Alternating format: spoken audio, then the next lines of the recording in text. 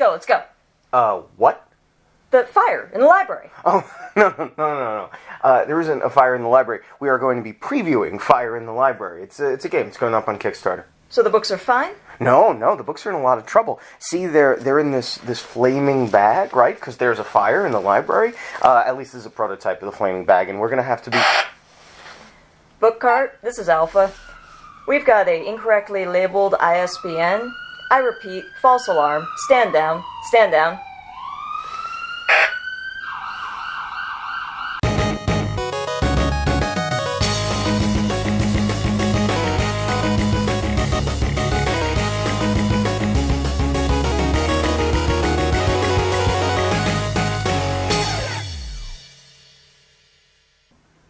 So apparently, we are checking out a game called Fire in the Library today. Yes, and while the actual Fire in the Library is thankfully a false alarm, I'll tell you what is not a false alarm. It is the Kickstarter prototype alarm. Wee-oo, wee-oo, wee-oo, wee-oo, wee. Alright, so that's enough of that. Well, as you said, Fire in the Library is a push your luck, sort of a cube drafting game. You're going to be drawing cubes out of this bag that has players rushing into a burning library, trying to save rare and valuable books, and earning points based on how many books they can manage to get out before the flames consume them. It's very realistic. The books, not Yeah. the... Wait, realistic? Well, any librarian worth their salt is gonna rush into a burning building to save all the books. Oh, man.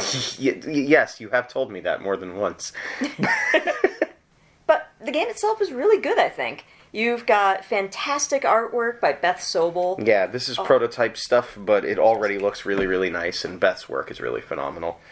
And you've got a fun mechanic, you know, you're going into each of these decks trying to drill down to rescue as many books as possible.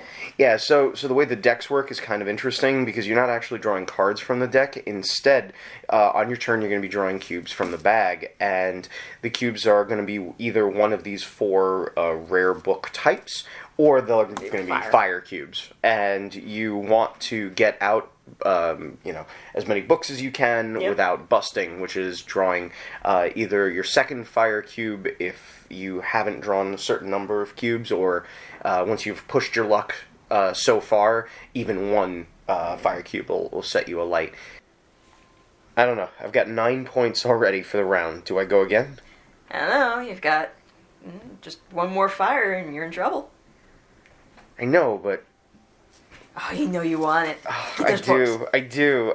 Damn it! One of the things I think is really interesting, actually, is how the whole drafting for turn order works. Because at the beginning of the round, depending on who's furthest behind in the score, you're going to get to decide whether you go first, second, third, whatever.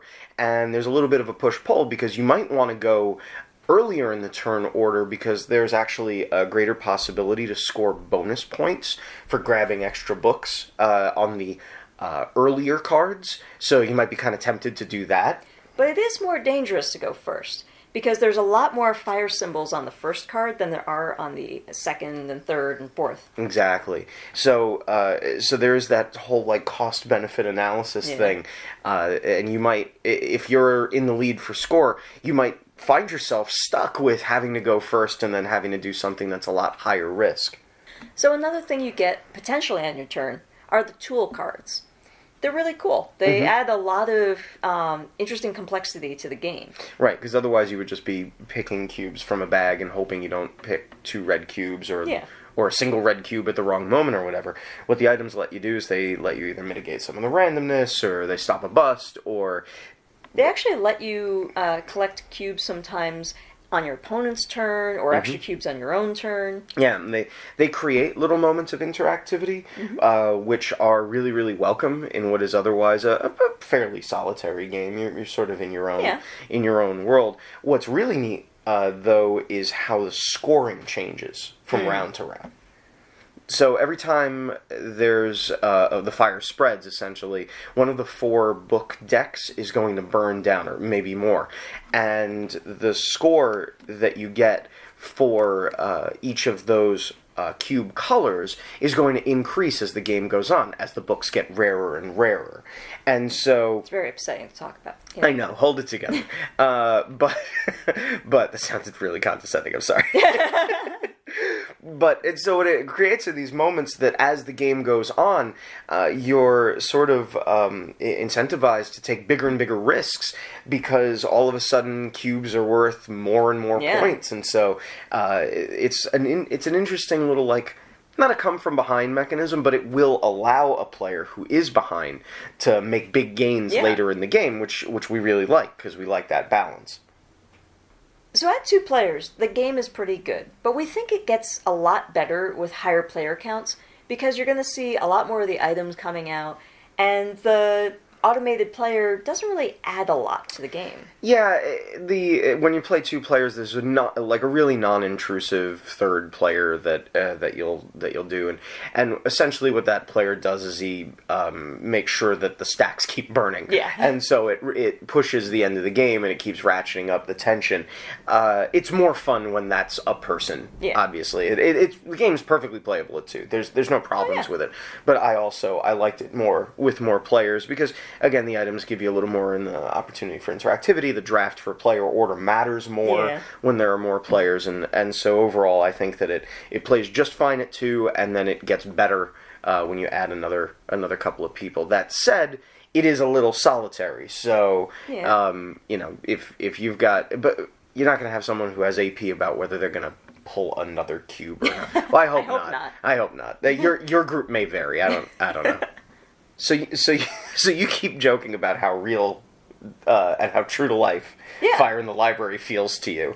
Well, I think the theme really fits the play style well. I mean, you're constantly ratcheting up the pressure as the library burns and things become more valuable, and you're wanting to grab more and more stuff to get those points. And so it's got that tension of being in the fire. You know what? When you phrase it that way, I agree with you. Overall, I kind of thought that this was a little more abstract and a little more themeless. Like, I really liked the theme, but the theme and the mechanics didn't somehow connect for me in a meaningful way. Like, this felt a little more Port Royal than Flashpoint. I guess so. To me. But when you put it that way, the concept of, like, the collection is burning, and so there is this sense of, you do want to get in there and get another cube, and you know what? There's a reason that purple cubes are getting more valuable. It's because there's less and less of them, and there are less and less books in that category, and so you want to grab them and whatnot. And so, in that regard, I guess you know what? You actually kind of changed my mind about it. I was coming in here being like, the theme's neat, but it's a little abstract. It doesn't quite do enough. But you know what? You're right. Actually, I think that works really fine. Overall, this is a prototype, obviously, but I think the presentation's already great, and I can't wait to see how far they can take it. I've been seeing some of the stuff they've been doing online with the special boxes and stuff, and I'm really excited. Like, as far as just the box they sent us, I think it's a good-looking piece once it's going to be done. Right. The whole idea of it's going to look like a book, but I've seen some of what they've been doing with the laser cutter. Yes. And they've got a wooden box that has got, like, the accordion side that's going to open. Like, it looks really cool. For people who want to back this at a high level, at least I think that's how you'll get the premium wooden box. I assume so. It might totally be worth checking out because it's a really, really neat thing. And what's nice is that really cool box is going to have a really playable game inside of it. I think Fire in the Library is kind of this really percussively fun game. Even on turns where you bust, it's okay. Yeah. Like you move on and the turn's quick and the gameplay's tight and the mechanics all hold together really well. And I was impressed for the game at exactly the weight and the level that it kind of presents itself as being. I think it's really, really effective and fun. It's as much fun as running into a burning building is likely to be. Totally right. Am I the only one? Apparently not. There's a whole game about it. So that's Fire in the Library. We really enjoyed it, and we recommend you checking out the Kickstarter. Yep, we'll have links below as soon as the Kickstarter goes live. And we totally think that it's just the kind of, like, fast-paced, lightweight game that's going to fit perfectly on a lot of shelves, like a burning book. But don't set the game on fire.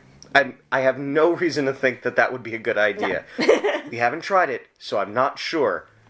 We'll let you know. No, you won't.